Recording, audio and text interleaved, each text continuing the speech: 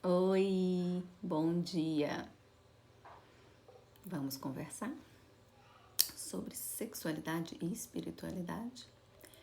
Eu sei que esse é um assunto que dá pano pra manga, né? Ei, Laurinha, Deus te abençoe.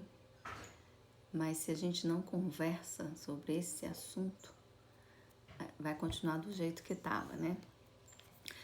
Bom, vamos começar começando porque é um assunto que dá pra gente conversar bastante tempo.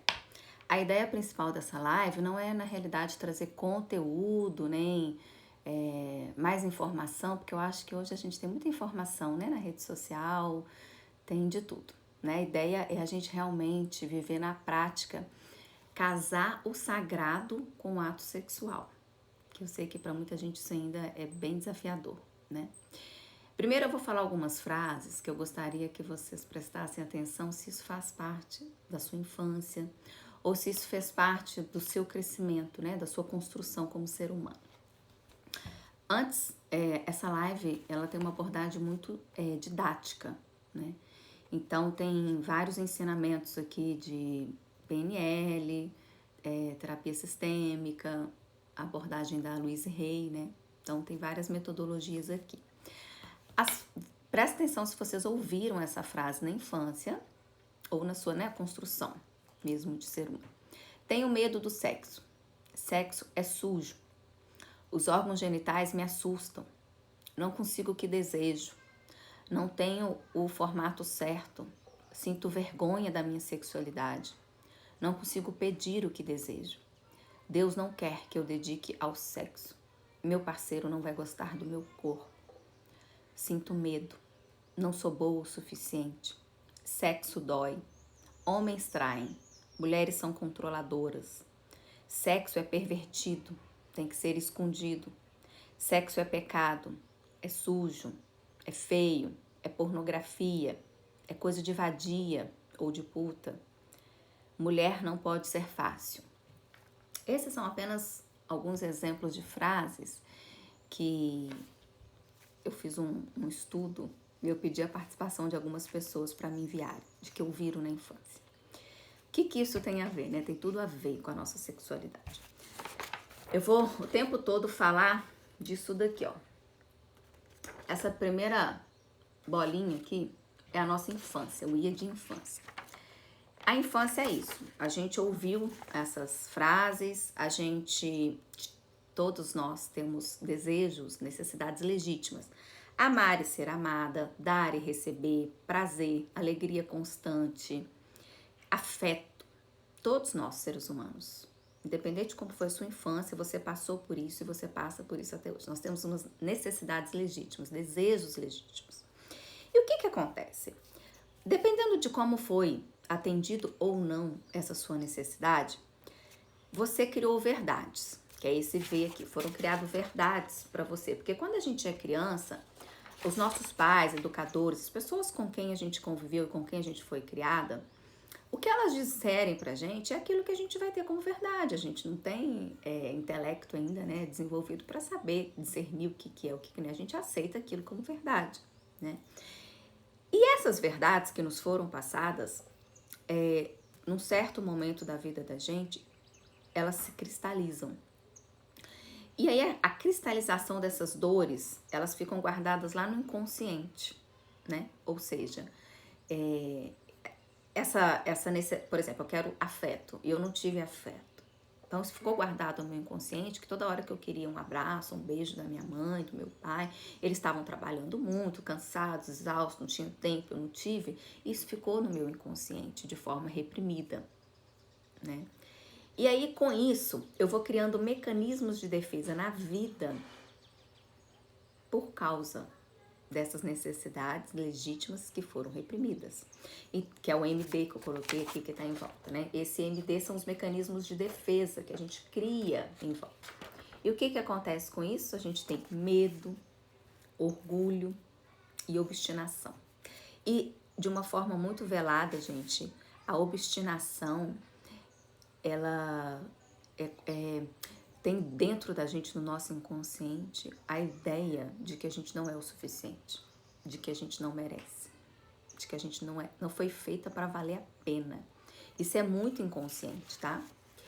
E aí, com isso, a gente vai criando as falsas necessidades. Tá vendo o círculo aqui, ó? As falsas necessidades. Esse é um trabalho do Patchwork, tá? Da Ivone, muito lindo esse trabalho dela. As falsas necessidades são aquelas pseudo-soluções que a gente cria. As compulsões. Então, compulsão por pornografia, compulsão por compras, né? Se a gente olhar para o nosso armário, a gente vai perceber se a gente está vivendo isso. Compulsão por alimento. Eu vejo muita gente tratar o obeso, a pessoa que tem sobrepeso, de uma forma muito física, né? E é muito emocional, é muito da psique, sabe? Então, são aquelas pessoas que tentam emagrecer e não conseguem. Por quê? A camada de gordura é uma proteção. É inconsciente. Por isso que é muito inconsciente. A gente tem que entender isso, né? Não adianta, você vai fazer dieta de todos os jeitos. Então, não vai chegar nesse balanço, nesse equilíbrio. Por quê? Porque você tem que ir lá na psique, tem que ir lá na raiz do problema. Né? Então, compulsão também por bebida alcoólica, todas as compulsões que a gente tem. Tudo isso leva a gente porque isso nos entorpece, né? A sensação de anestesia total. E aí a gente vive esse círculo vicioso, né? Isso daqui é um círculo vicioso, né? Que eu escrevi aqui. Isso é um círculo vicioso. Isso daqui, gente, é o diagnóstico hoje da nossa sexualidade. Por isso que a gente tem a ideia de que corpo e espiritualidade, espírito, né, são coisas separadas. A gente acha que o corpo não está integrado com o nosso espírito, com a nossa alma. E reconhecer esse diagnóstico aqui, gente, já é um passo muito importante para a gente sair dessa ideia que a gente tem de que sexo não é bom. Tudo isso aqui que eu trouxe, na realidade, esse diagnóstico e um casamento em que o sexo não é bom, a gente vai ter preguiça, né? Porque quando a gente casa o sagrado com o ato sexual, a gente vai querer sexo toda hora, que a gente vai entender o que é, né? E olha que eu estou falando de uma parte da sexualidade, porque a sexualidade não é só o sexo, né? O ato sexual. Então, quando a gente entende esse diagnóstico, que já é um grande passo, e muita gente, até isso não é nem novidade para muita gente. Mas por que a gente não sai do lugar? Porque a gente tem medo de mostrar a nossa imaturidade. O que é a nossa imaturidade? É a gente, por exemplo, não querer falar sobre o assunto. É a gente falar assim, tá tudo ótimo lá em casa, a gente sabe que não tá, dentro de 4 paredes a gente sabe que não tá. Mas a gente prefere fingir que tá tudo bem, né? A gente faz birra, sabe? Criança berrenta. É a gente adulto, que a gente não quer realmente pegar, fazer o diagnóstico e se curar. Então não adianta, a sua vida vai sempre ficar nesse incômodo, mesmo você fingindo que tá tudo bem, falando para todo mundo que tá tudo bem, você que vai sofrer, você que vai ficar ruim na história, né? E aí cabe a você saber, você quer isso para você ou não, né? Porque esse é um diagnóstico muito importante. Isso daqui serve para tudo. Hoje nós vamos falar da sexualidade, mas serve para tudo. Arrogância, raiva, tudo. Tudo aquilo que envolve a nossa psique, né? As nossas emoções, as nossas sensações. Então, por que a gente não amadurece essa parte matura? Porque isso é a parte matura, que tá lá na infância, que a gente escutou essas verdades, que a gente cristalizou, que a gente criou um mecanismo de defesa e fomos criando falsas soluções que não resolvem, na realidade, o problema. Então, a gente precisa amadurecer. Como que a gente amadurece? Como que a gente sabe que a gente não tá madura? Se você é controladora, ciumenta é um sinal de fumaça enorme para essa imaturidade que precisa ser trabalhada, né? Se você é insegura, arrogante, autoritária, sabe aquela coisa de que manda quem pode, obedece quem tem juízo? Isso aí é algo que precisa ser tratado com muito carinho, muito respeito, né? Obedecer e juízo não tem nada a ver com autoritarismo, tem a ver com consciência e amor, né? Começa por aí. E se a gente fica com medo de mostrar essa imaturidade, a gente vai continuar dentro do que é a cura, que é na PNL, que é a programação neurolinguística, a gente chama da etapa 1, que é um incompetente inconsciente, né? Que eu fiz aqui, que é a ponta do iceberg. A gente vai viver na ponta do iceberg, que são aquelas pessoas que assim, tem aquela frase, né, bem popular, a ignorância é uma bênção. É isso, tá vendo? Você vai achar que tá tudo bem não saber, não tem problema não saber, né? Ninguém sabe mesmo. Vamos continuar do jeito que tá, na normose. Eu tenho falado muito da normose.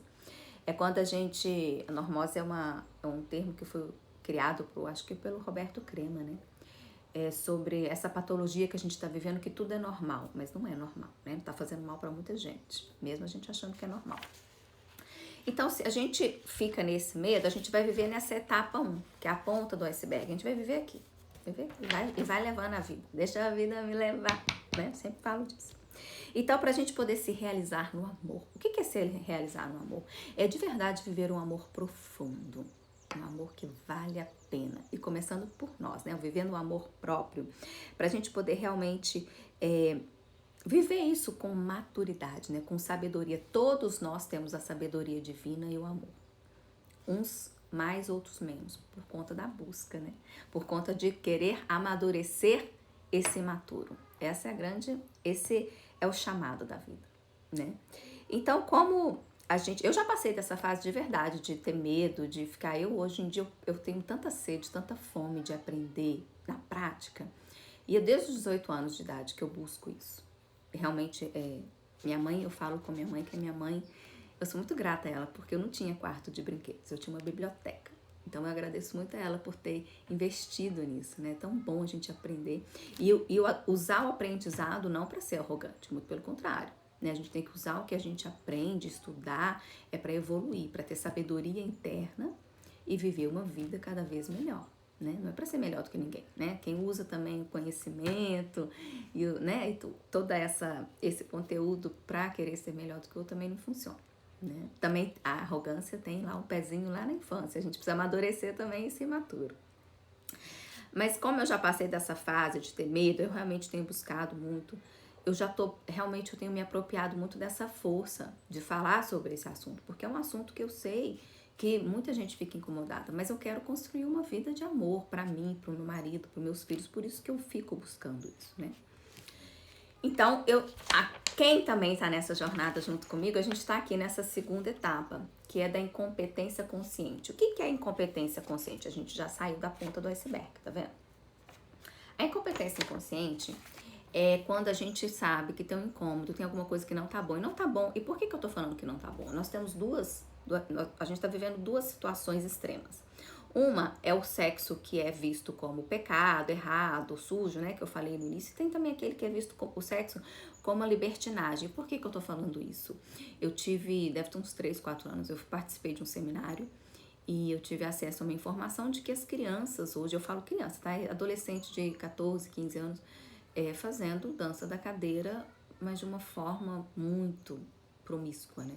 Eu não consigo nem falar aqui, porque é de uma forma assim tão assustadora que, né, uma orgia mesmo. E isso, tá? Não é classe, as pessoas às vezes gostam de falar que é classe baixa. Não, gente, é a classe alta mesmo fazendo isso, né? Isso é uma festinha que tá acontecendo por aí, isso me assustou, porque eu tenho filhos, eu não quero que meus filhos façam isso com eles. E quando a gente entende que a gente tem um corpo sagrado, né? Então, a gente começa a mudar um pouco aquilo que a gente procura até, né? E tem esse outro lado também da criação que nós, mulheres, quem é da minha geração um pouco mais, foi criada com essa ideia de que sexo é sujo, é pecado, e aí a gente não se permite viver o sexo, né? Não vou nem além na sexualidade, que são duas coisas. O sexo é apenas um aspecto da sexualidade, né? E a gente passa a não querer viver isso de uma forma bonita, que tem muito como ser bonito. Então, o segundo é esse ponto que a gente tá, da incompetência consciente que a gente tá buscando, que a gente sabe que tem alguma coisa que não tá boa e a gente quer mudar. O terceiro é a competência consciente. Isso também, gente, é um processo de cura para várias áreas da vida da gente. Como eu falei hoje, a gente tá falando da sexualidade. A competência consciente, que é a terceira etapa, é o processo de transformação. Então, tudo aquilo que a gente vai ver aqui hoje não vai ficar somente como algo teórico, mas nós vamos colocar em prática. E é o processo da transformação, é quando a borboleta vira lagarta. E o da competência inconsciente, que é o quarto estágio, é quando isso já é um hábito na sua vida, e é a cura, né? Que eu escrevi a cura. Aqui a gente tem o diagnóstico do que está acontecendo com a nossa sexualidade. Aqui a gente vai viver a cura da nossa sexualidade. E é igual quando a gente, né? Se a gente descobre que a gente está doente, tô com câncer, eu vou lá no médico, e o médico me passa um remédio, eu não vou tomar? uma quimioterapia, eu não vou fazer? Claro que vou, né? Na hora, correndo. É a mesma coisa a gente tem que fazer com a nossa sexualidade. Então, se você passou por aqui ou você assistir essa live, não para por aqui. Busca, porque isso vai te fazer muito bem. Vai ser como abrir as escamas dos nossos olhos, né? Então, vamos lá. O que de fato significa sexualidade? Liberdade e doação. O que é liberdade? Liberdade é autoconhecimento. É a nossa conexão com Deus. Aí entra a espiritualidade. A sexualidade é a nossa espiritualidade da forma mais linda. E o que é essa doação? É o amor, né? Quando a gente ama, a gente doa, a gente se entrega. Tem uma música linda, né? Da Paula Fernandes, Pássaro de Fogo, que fala assim: vai se entregar para mim como se fosse a primeira vez. Essa ideia, sabe? A gente se entregar como se fosse a primeira vez. Essa coisa gostosa, né? Essa alma que tá ali, né? Não só um corpo físico. Então, a gente chegou no ponto, né? Que é o objetivo da live, que é falar sobre a espiritualidade dentro da sexualidade. Às vezes eu tenho a sensação de que em algum momento da história ficou escondido alguma coisa da gente, né? Não sei se, né, as mulheres vão ter esse sentimento como eu, porque era um assunto muito velado, né? Por exemplo, eu vou contar um pouquinho da minha infância. Com 3 anos, teve uma pessoa que mexeu na minha parte genital. E a resposta que eu tive dos meus pais foi: ah, não é nada não. Ó. Aí, com 13 anos, eu dei meu primeiro beijo na boca, de língua, né? E eu cheguei em casa, eu peguei pasta de dente, escova de dente, escovava a boca, esfregava a boca, achava aquilo assim, uma loucura que eu tinha feito. Eu fiquei tão preocupada, mas tão preocupada. Fui dormir encolhidinha dentro, né, debaixo do cobertor, na cama, encolhidinha, e rezando pra não estar grávida. Detalhe, eu não tinha nem menstruado ainda. Olha pra você ver o nível da minha educação sexual, 0, né, gente? Abaixo de 0, né? Mas eu não culpo meus pais por isso, porque é aí que tá, tem muita coisa lá atrás, eles também não tiveram educação. A ideia não é a gente sentar no sofá e dizer, ah, por causa dos meus pais eu sou assim. Não, é o contrário.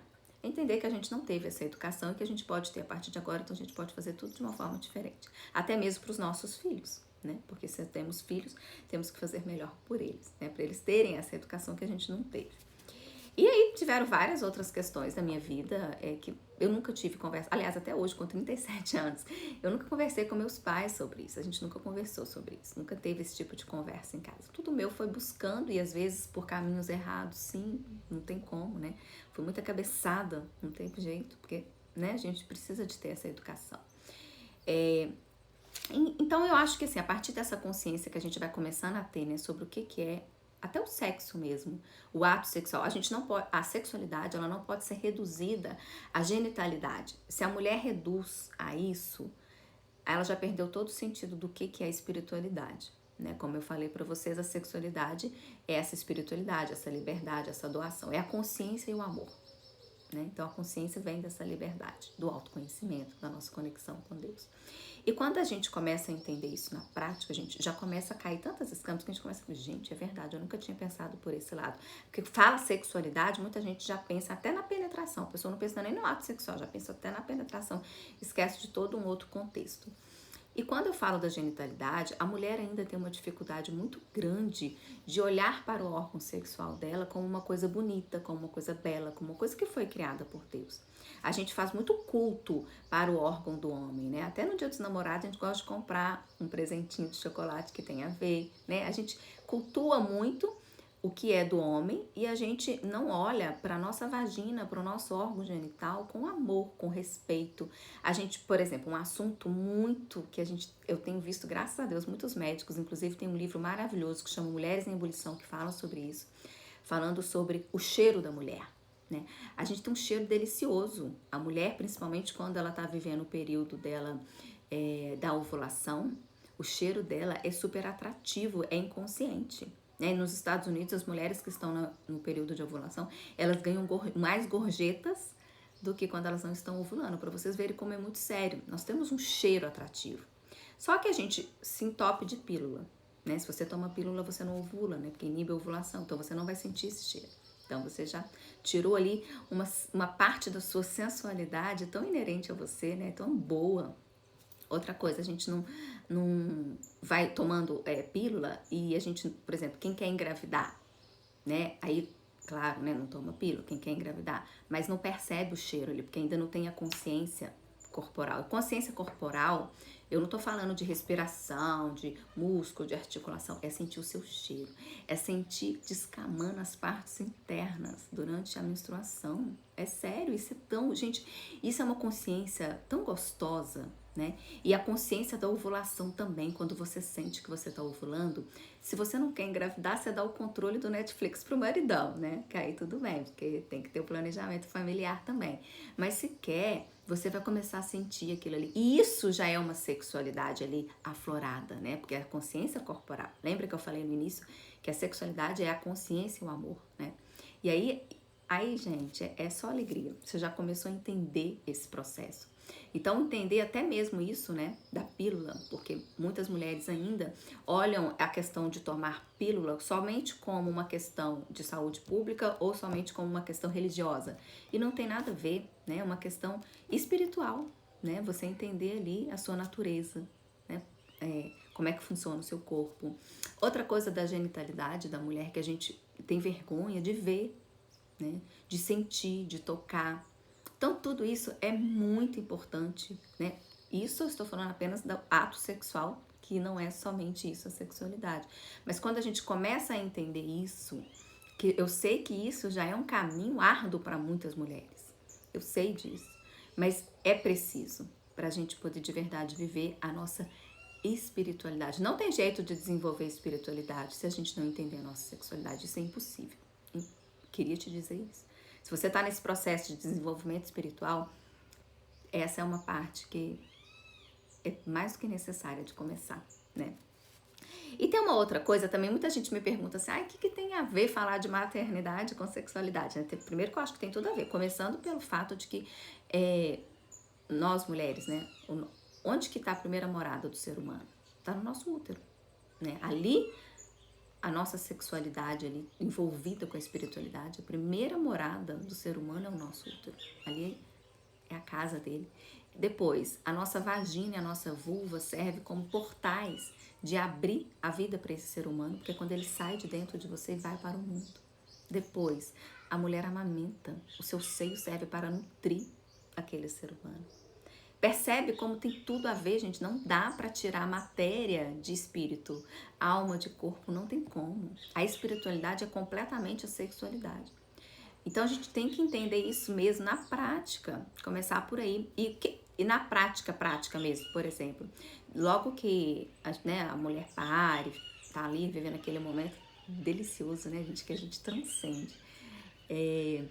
Você vive ali a espiritualidade de uma forma muito forte e se você não entende isso, você vai aceitando qualquer coisa até do marido, né? Tem que envolver o homem nessa história, porque senão vai vivendo uma relação, às vezes até de disputa, de ciúme. Aí nós vamos lá pro início que eu falei, né? Do diagnóstico. Então é importante isso, né? Então vamos lá. Primeiro, a gente já, né? Eu dei uma pincelada. Eu tenho uma frase do Jean-Yves Leloup que ele fala assim: o rio não é separado da fonte, mesmo que ele não manifeste a plenitude que existe na fonte. O que significa isso? Eu e Deus somos um. Você e Deus é um. Acredite você ou não é, né? Isso significa que você ou pode manifestar esse rio, né? Com muito amor ou com pouco amor. Cabe a você escolher. Mas isso é fato. Deus mora dentro da gente, né? Eu e o Pai somos um. Eu acordo com essa frase todos os dias, porque isso muda várias atitudes, comportamentos, sentimentos. Às vezes eu deixo de falar coisas que a minha vaidade, né? Tudo é vaidade, né? A minha vaidade, às vezes, é querer vomitar. Aí eu engulo, né? Porque a gente saber isso, né? E outra coisa que é importante nessa frase é a gente entender, e aí vou entrar até no ato sexual agora. Quando você está diante do seu marido, você está ali com ele, quando você entende que ele é um sujeito. A gente aprende isso na aula de português, né? Na escola, esquece na vida. E não um objeto de consumo. Eu tô falando objeto de consumo porque muitas vezes a gente acha que aquele homem tá ali, ele só tem que me dar prazer. A gente resume o ato sexual a isso, né? Orgasmo. Quantos orgasmos você tem na vida? Quantas vezes na semana você transa? Gente, quando alguém me pergunta isso, eu já vi que essa pessoa já não entendeu nada de sexualidade. Nada. Quando a gente vive gentilmente, né? Quando a gente integra a sexualidade com a espiritualidade, a gente não tá preocupada com quantas vezes na semana. E eu te digo mais, é capaz de você estar fazendo com muito mais frequência do que aquelas pessoas que não entendem. Porque o sagrado com o ato sexual é a coisa mais gostosa de se viver, né? É um caminho que a gente tem por aí, mas quando você começa a experimentar, você fala, gente, esse trem é bom, né? Não, é bom demais, não quer parar nunca mais. Então você não preocupa com a quantidade, mas eu te garanto que você vai estar até, né, com mais frequência. E aí você não passa a olhar aquela pessoa como objeto, né? Porque quando você entende que é um sujeito, e esse sujeito traz com ele um monte de coisa. Foi o que eu falei no início, né? São dois indivíduos, né? Que precisam ser de respeito do seu espaço, da sua intimidade, né? Isso é o caminho da aceitação. Tem um livro lindo que fala sobre isso. Esse é o verdadeiro caminho da aceitação, né? Aceitar o outro como um sujeito e não como um objeto de consumo. É revelar a nossa ternura, né? E outra coisa, tem uma questão da idealização também, isso é importante eu falar, isso que eu lembrei aqui agora. A gente às vezes fica idealizando como essa questão de quantas vezes na semana, posição, sei lá, a gente fica idealizando, né? Cada um tem a sua idealização ali, né? Enfim, se a gente for entrar muito nisso, a gente vai para esse buraco de achar que o sexo é essa coisa externa, né? De que o sexo é essa coisa só material, né? Só do corpo. Então a gente não vai sair desse lugar. E a gente vai viver insatisfeita. Né? Então tem que parar um pouco de idealizar essa coisa que foi vendida, que foi criada, que foi construída, né, na nossa mente. Entende? Senão a gente vai ficar ainda nesse abismo, né? E uma das coisas é quando a gente começa a julgar, a gente começa a criticar demais, sabe? É começar por aí. Então vamos lá. Vocês já têm noção da nossa integridade? Você consegue já entender? Né? Eu já dei alguns exemplos aqui que dá pra gente entender que corpo e espírito andam junto, não dá para andar separado. Se você já começa a entender, já é um bom caminho. Se não, tem uma frase que eu uso até na minha mentoria que eu acho essa frase linda. É uma frase que tem tanto Jung, eu acho, se eu não me engano, que fala, mas na Bíblia também fala que tudo aquilo que não é assumido não é salvo. Então, se a gente não assumir essas questões, nossa, tudo isso que eu tô falando aqui, gente, não é algo pra gente sair falando pro mundo. É pra nossa honestidade do coração, sabe? Eu sei que muita gente tem ainda um certo preconceito até com terapia clássica, né? Eu mesma nunca fiz terapia clássica. Todo o meu trabalho é muito de autocura. Eu já fiz constelação, fiz algumas outras formas de terapêuticas, mas não a clássica. Mas eu acredito muito na terapia clássica. Eu super adoro psicólogos, sempre estou conversando, tenho várias amigas.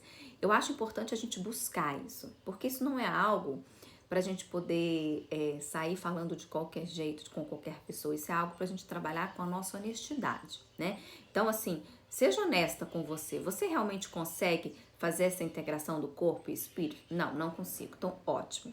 Vamos começar a pensar que você tem que assumir que não consegue. Já é um passo. Lembra que eu comecei lá no início falando dessa birra que a gente faz, né? A gente tem uma birra, não consigo, e é assim mesmo. Quando alguém, às vezes eu vou conversar com alguém, assim, a pessoa fala assim, não, é assim mesmo, é desse jeito, eu não preciso de nada, eu já sei tudo, eu já fico vendo a berra ali, né? A gente precisa amadurecer, sim, gente, todos os dias, eu tô aqui todo dia amadurecendo, não paro de né, buscar, porque é um processo. Eu e Gedeon mesmo, a gente tá nesse caminho já de viver realmente o ato sexual com o sagrado, mas não é algo assim que a gente acordou e começou a viver, não. A primeira experiência que eu tive com o Gedeon, só pra vocês terem uma ideia, você vê, tem 19 anos que a gente tá junto, mas a primeira experiência que eu tive com o Gedeon disso, da sexualidade com a espiritualidade integrada, eu lembro que os meninos estavam na UTI, eles tinham nascido, devia ter assim, nem 10 dias, não, uns 15 dias já, tinha uns 15 dias que eles tinham nascido. E a gente estava vivendo aquele momento, né? Era tudo muito novo, a gente nunca tinha vivido isso perto, nem ninguém perto, nunca. Então, inclusive, na hora que eu vi eles lá na incubadora, eu nem sabia que eu não podia abrir a portinha da incubadora, né? E aquilo estava sendo muito novo pra gente.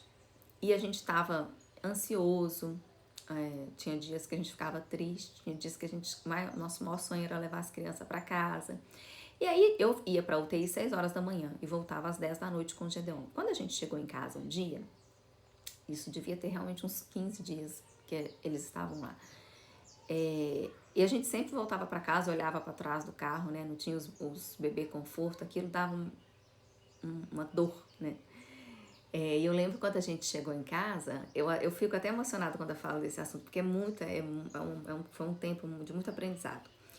E aí quando eu fui tomar banho, Gedeon entrou logo depois no chuveiro para tomar banho. E a gente começou a chorar ali no banheiro, e a gente, sem falar nada, não falamos nada, sem falar nada. Choramos, nos abraçamos e beijamos, aqueles amassos, e aconteceu o ato sexual ali de uma forma que foi muito isso, quando eu entendi isso, né? E não tem essa coisa de pensar que o sexo é sujo, de que o sexo é pecado, muito pelo contrário. Olha que comunhão linda que nós vivemos ali debaixo do chuveiro, sabe? E foi muito gostoso, foi uma mistura de sentimentos, de emoções. Eu falo que os 5 sentidos, inclusive lá na minha mentoria, tem dentro do curso gravado, tem um arquivo, né, dos 21 dias para cultivar o relacionamento, que eu falo de uma brincadeira que eu já fiz com o Gedeon também, e que ela é puramente o espiritual com o sexual, né?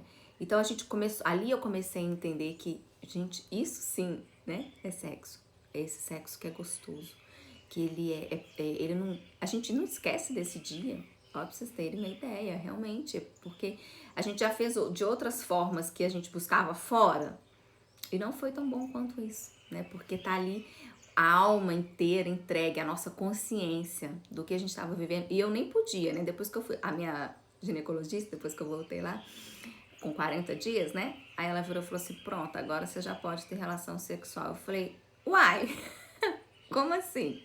Já tive, né? E não foi por uma questão de homem obrigar, né? Porque eu escuto relatos de mulheres que falam que antes dos 40 dias o homem já tá lá, né? Enfim, entende? Existe é uma sutil diferença, mas que faz todo sentido, né? Na nossa relação como casal ali. E agora eu queria entrar de fato num exemplo da Bíblia, porque eu acho que a Bíblia ensina tanto, eu amo estudar a Bíblia. E sem religião, eu sou católica, mas eu não quero colocar aqui religião de forma nenhuma, né? Falando da Bíblia em si. Tem uma personagem, uma figura feminina da Bíblia, né? Atira a primeira pedra quem nunca se identificou com ela, que ela chama-se Maria Madalena. Maria Madalena, para mim, ela simboliza, eu aprendi muito isso com o John-Yves Leloup também, tudo que eu trago aqui para vocês é tudo dos meus cursos, né? Da minha vida pessoal, claro, do que eu aprendi da teoria dos cursos e que eu trouxe para minha vida pessoal e que fez sentido. Ali, naquela cena, né, tá em Lucas 7, eu tenho anotado aqui, de 36 a 50, mas eu não vou ler na Bíblia agora, não. Muita gente já conhece, né, uma história muito conhecida. Maria Madalena, ela chega ali para lavar os pés de Jesus. Ela encosta nele, ela lava, né, com os cabelos, ela enxuga com os cabelos, ela leva o vaso. Ela vive ali total, ela sensualiza, né? Porque o cabelo era um ato de sensualidade, é até hoje, né? Ela vive ali a entrega, ela tá ali na sexualidade dela aflorada, porque ela é livre. Tanto é que o povo que tá lá perto julga, né? Como é que Jesus deixa essa mulher que é pecadora encostar nele? E quando muita gente vê a figura de Maria Madalena como uma prostituta e para nisso. Primeiro que você, todas nós já nos prostituímos, porque a gente se prostitui quando a gente viola os nossos valores, né? A gente leva muito a prostituição só pela questão da carne, de vender o corpo. Não. E a gente vende o corpo também, tá? Se a gente não entende, não tem consciência do nosso corpo, dentro do casamento, a gente vende o corpo pro marido também, né? Isso é muito profundo. Nós nos prostituímos. Tem um livro maravilhoso que chama Amor de Redenção, que fala muito isso. Foi o livro que eu mais chorei na vida lendo, porque ele fala muito, a gente começa a entender. Ele tem como de pano de fundo a história de Oséias e a prostituta, né? Gomer. Mas a gente entende isso. A gente se prostitui em pequenos atos da nossa vida, comportamentos, hábitos, né? Então, e se a gente para só nessa prostituta, já dá para ir mais a fundo, mas quando ela quando fala que ela é a pecadora, na realidade a gente peca quando a gente está desorientada daquilo que é nosso, da nossa vida. A gente está desorientada do nosso valor. Esse é o maior sentido do pecado. Ou seja, a gente está desorientada do que é o amor, que nós somos o amor, né? Nós somos eu e Deus um. Então, quando você está desorientada disso, você é a pecadora. Então, não olhe para Maria Madalena como um ET.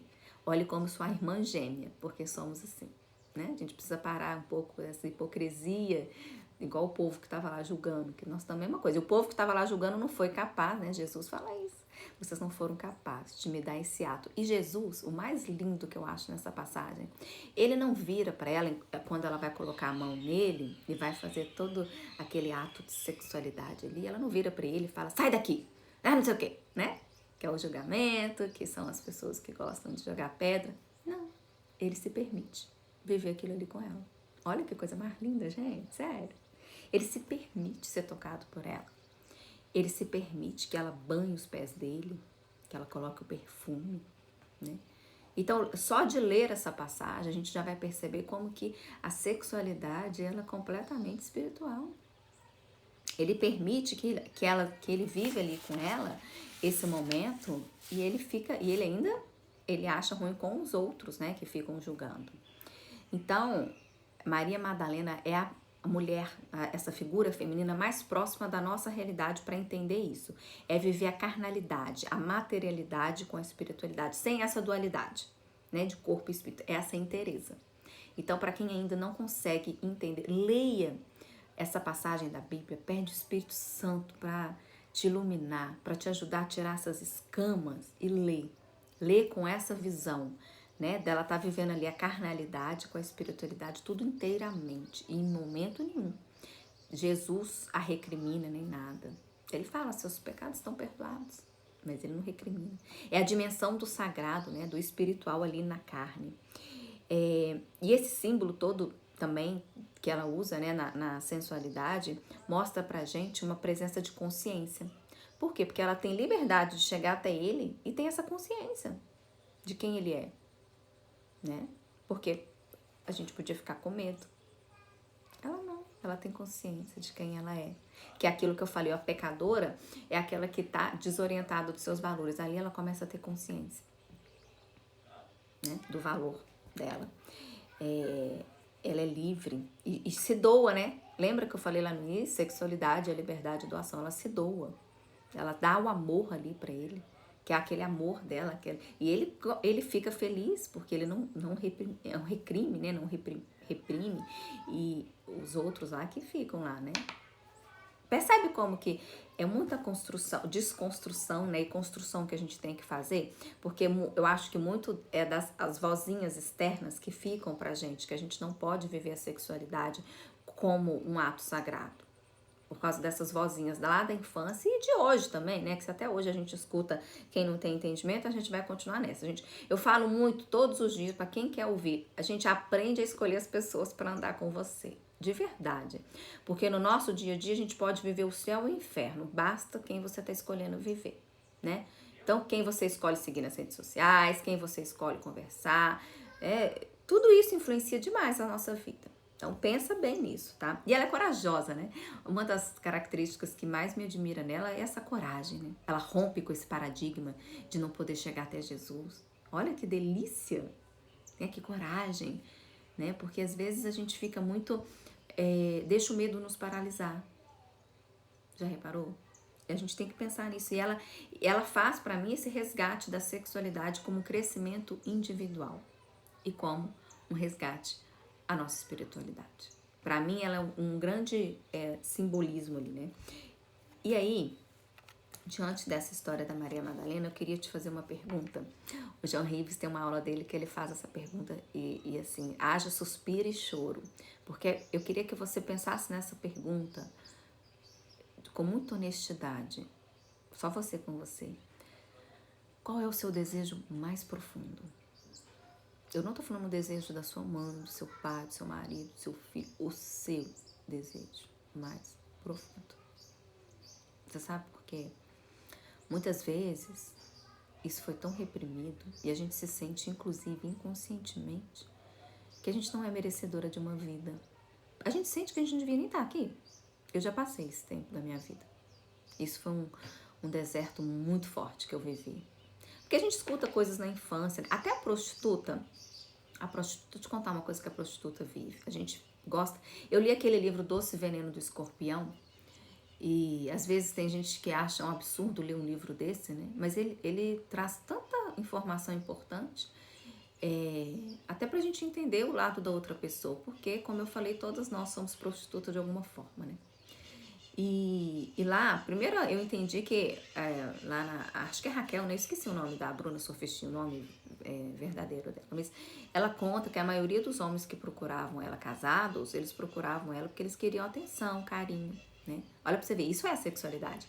Aliás, eu falei muito, né, da genitalidade, do ato sexual, mas o que é a sexualidade? É a nossa inteireza. Eu falei da liberdade, a doação como conceito, mas é o que? Nós somos, é a nossa inteireza, é a gente inteira, corpo, espírito e alma. E dos aspectos mais importantes da sexualidade que está deixado de lado, por isso que a gente tem vivido essa modernidade líquida, né, é o que? Afeto. Estamos perdendo a afetividade, né? E aí, por que eu falo isso? Por exemplo, eu e Gedeon temos um hábito muito tranquilo e hábito mesmo, assim, e não hábito no sentido mecânico. A gente tem esse desejo. Todos os dias a gente se abraça e se beija, mesmo. E às vezes a gente passa o dia sem se ver, mandando mensagenzinha, parece 2 adolescentes. Te amo, ai que saudade de você, queria você no meu colo. Essas coisas, gente, isso é alimentar a relação a 2. Ai, Camila, não tenho tempo, para de ver novela. Ai, não tenho tempo, para de ficar vendo a vida dos outros. A gente tem tempo, sim. A gente não tá priorizando, porque o afeto ficou de lado. A afetividade, para mim, é o aspecto da sexualidade que a gente mais perdeu, e por isso que a gente tá vivendo essa dualidade, essa separação, né? Esse afeto de você abraçar e beijar seus filhos. A gente faz isso com os filhos? Por que a gente faz isso com o marido? Eu vejo muita mulher, escuto muita mulher falar assim, tem, como fala, mau hálito. Dá um selinho, só uma abraça, dá um amasso gostoso, né? Chama ele pra escovar dente junto, né? Enfim, a gente tem várias formas, a gente não dá pra ficar com desculpa. A grande questão é essa, né? Como eu falei lá no início, né? Se a gente sentar e ficar assim, tudo é culpa dos meus pais, não posso ser mais uma pessoa feliz porque meus pais me criaram assim. Não, eu sou um exemplo assim, própria aqui, ó, inteira, pra vocês verem, que eu tive 0 educação sexual em casa, zero, não tive, abaixo de zero, e eu busquei muito, e busquei em lugares errados também, porque não tive educação, mas hoje, graças a Deus, eu encontrei a fonte, né, a fonte que é Deus, né, que habita em mim, o Espírito Santo, somos um templo do Espírito Santo. E a gente entender isso não significa, isso é uma outra coisa importante, por isso que eu gosto da figura feminina de Maria Madalena. Muita gente, às vezes, acha que, principalmente depois que a gente se torna mãe, ok, me tornei mãe, eu não posso mais fazer sexo, eu me torno assexuada. Por quê? Por causa disso. Porque a gente fica naquela imagem muito de Maria de Nazaré, né? Maria de Nazaré é uma santa. E a gente fica muito nessa imagem e esquece que a gente tem um corpo que precisa de viver a sexualidade. Então, como eu já falei, entender a genitalidade, entender o que te dá prazer, entender a sua infância, né? Sair dessa ideia de superficialidade, sair da ponta do iceberg, mergulha fundo, vai fundo, não para aqui. Né? Hoje, começa a fazer esse trabalho. Qual é o seu desejo mais profundo? Eu duvido mesmo que uma pessoa que entende esse casamento, né, da sexualidade com a espiritualidade, eu duvido que ela não queira transar todo dia. Duvido. Porque é gostoso, porque a gente entende isso. A gente entende o outro como um sujeito. E a gente para de perder tempo com essas coisas externas. E a gente para de perder tempo. E outra coisa, tem muita mulher.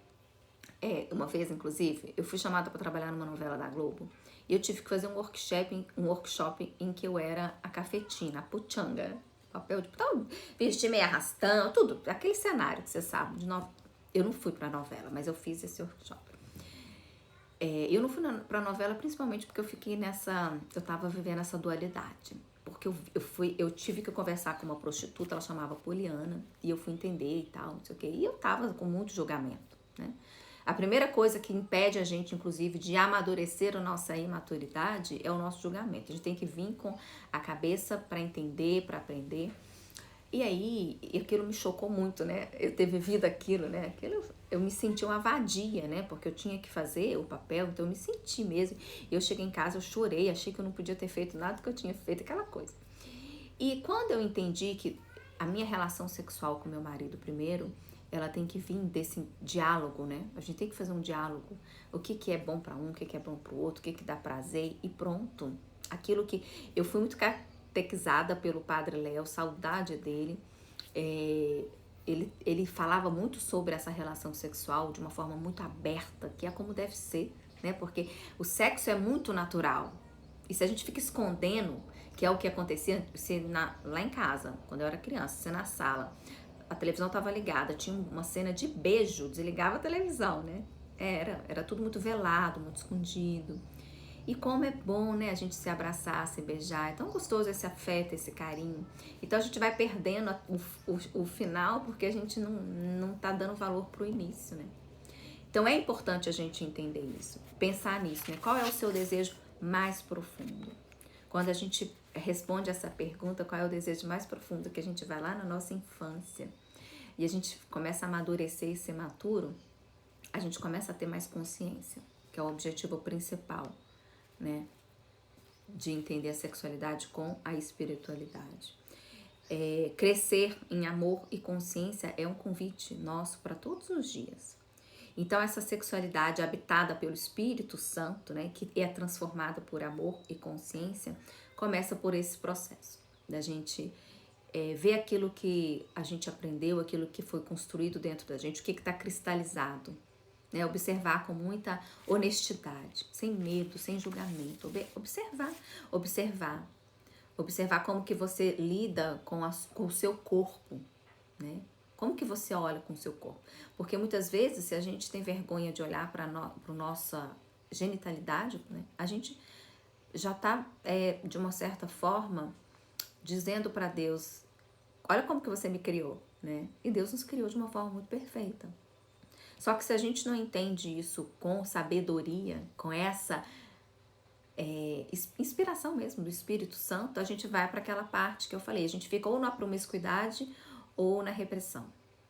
E a ideia é o caminho do meio, né? O equilíbrio, o caminho do meio, que é o caminho da aceitação, né? E a gente começar a olhar pra gente com esse olhar afetivo, amoroso, por esse olhar de respeito. A gente tem que respeitar o nosso corpo, né? E respeito aqui, eu falo não só no sentido respeito mesmo, sabe? De acolher, de aceitar, de entender que é um corpo que Deus me deu, respeitar, como eu falei nessa questão da pílula, isso é um assunto também que dá pano para manga, eu sei que dá, eu sei que não é fácil, eu sei que vai para a questão de saúde pública, eu sei que vai para a questão até religiosa e tudo, mas olha, tem muitos médicos, graças a Deus, têm falado sobre esse assunto, quanto que isso faz muito mal para a saúde da mulher, e eu falei muito aqui da questão da consciência corporal, porque você sentir o seu cheiro, gente, isso é tão bom, é um cheiro que Deus te deu, é natureza sua, né? Sentir o seu cheiro, sentir você, né? Realmente você sentir a sua ovulação, você sentir essa atração sua, né? Seu, é atrativo por natureza, né? Enfim, mas isso também é assunto para sexólogo, né? Não é para mim, não. Graças a Deus, eu já fiz muito curso. Eu já fiz, já realmente investi muito nisso, porque como eu falei, é sair um pouco desse papel, sabe, de ficar no sofá e de ficar vendo coisas que não nos acrescentam, né, e investir, porque para mim nada nesse mundo é mais lindo do que um matrimônio, de verdade, assim, eu invisto afinco nisso, porque a gente pode ter o maior sucesso profissional na vida, e nossos filhos, eles serão felizes se o matrimônio vai bem. Isso eu aprendi muito com a constelação, estudando constelação.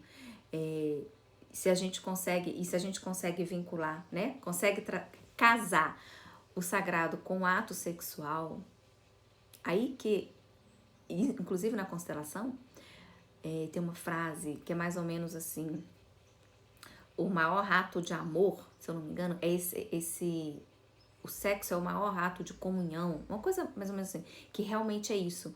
O sexo é a forma onde a gente, é o maior ato sagrado que a gente faz na vida, né?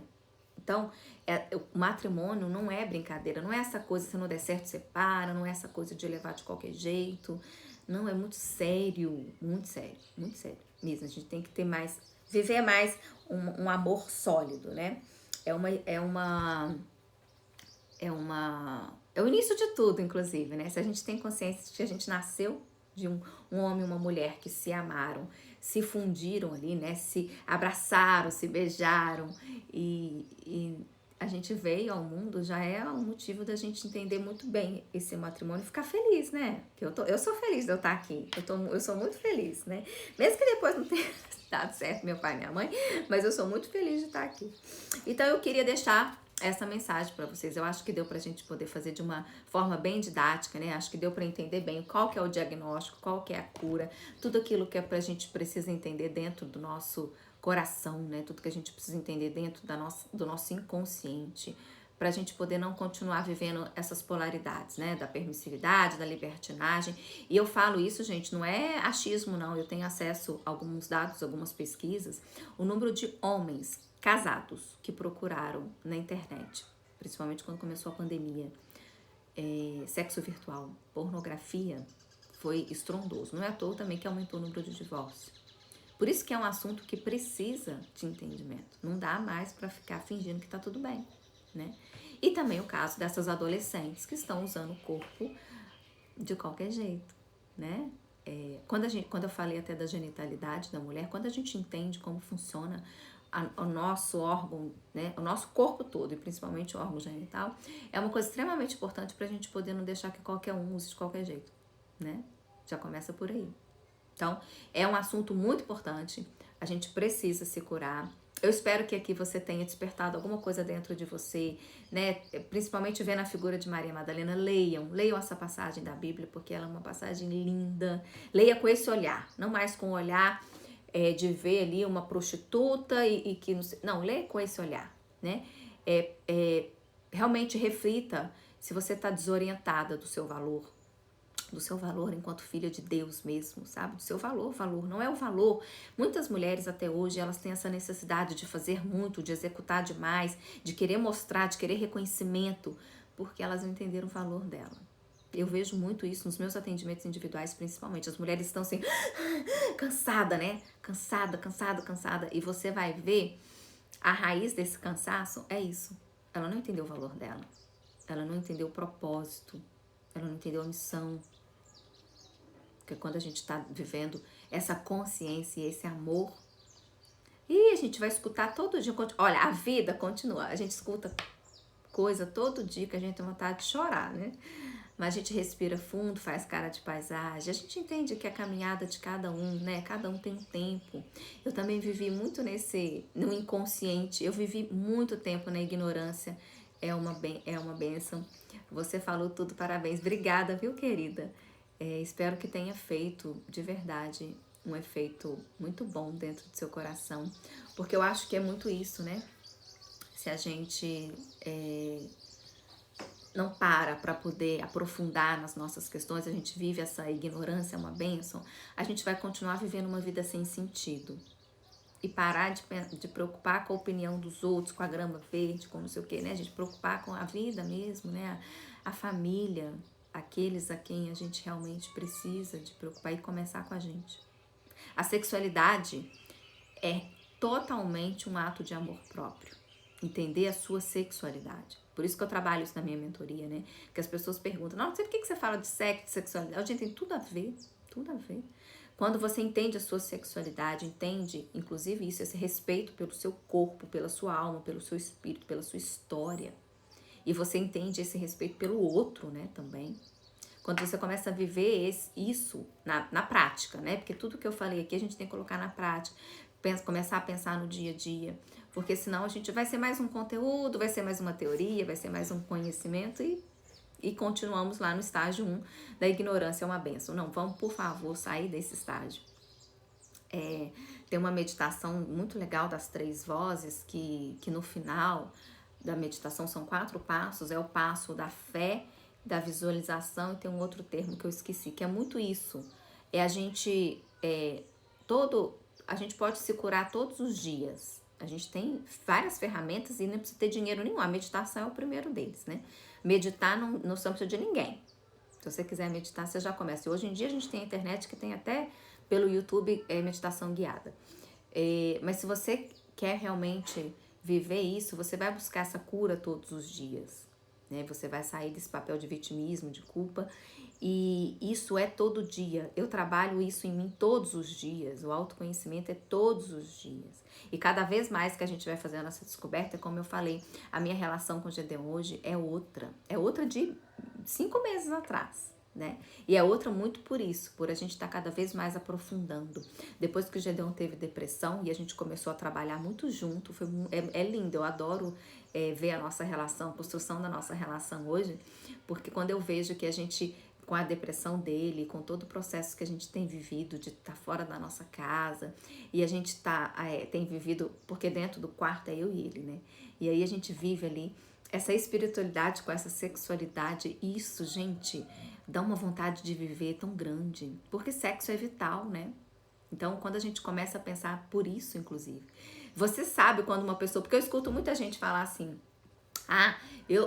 aquela pessoa que tá naquela coisa, lá em casa a frequência é 3 vezes por semana, mas a pessoa não tem vontade de acordar, a pessoa não tem vontade de fazer as coisas, eu fico assim, ela tá vivendo realmente esse sexo, né, que a gente aprendeu lá da infância, de qualquer jeito, né, que é a coisa e tal, ou então ela não tá, e aí ela tá falando, porque muita gente gosta de falar muita mentira por aí, né, porque quando a gente sai nos poros, sabe aquela coisa que tinha, acho que é no Sai de Baixo, acho que era no Sai de Baixo, né,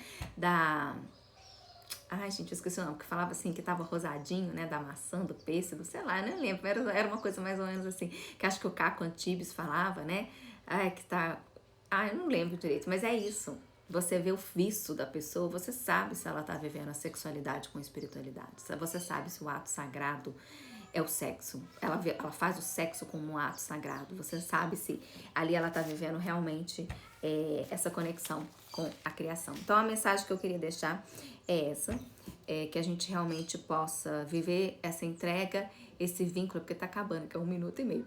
Se a gente começa a viver, se a gente realmente deixar essa mensagem da gente viver essa entrega, criar esse vínculo de comunhão, que é o ato mais sagrado que a gente pode ter na relação, né, a dois, é esse sexo com a espiritualidade. Passam a experimentar isso na vida. E lembrem que a sexualidade não é o ato sexual, isso é apenas um aspecto, né? Tem todo um envolvimento por trás, e um deles que para mim chama mais atenção e é o mais importante é a afetividade. Seja afetuosa com quem você escolheu viver, né? Seja afetuosa. E olha, tem uma outra coisa também que às vezes as pessoas falam assim, mas meu marido não é assim. Mas olha, tem uma mensagem que é antiga, que eu recebia quando eu trabalhava em um ambiente corporativo por e-mail. Lembra daquela mulher que ela queria envenenar a sogra, e ela foi procurar um sábio, né? Mais ou menos assim a mensagem. Ela procura o sábio e fala, eu odeio a minha sogra, eu quero envenenar a minha sogra, quero que ela morra, mas não quero que ninguém saiba. Aí o sábio deu para ela um potinho com um pozinho branco e falou com ela assim, você vai chamar ela todos os dias para almoçar na sua casa e vai colocar esse pozinho, ninguém vai saber, ninguém vai desconfiar. Aí ela, que bom, que ótimo, foi para casa.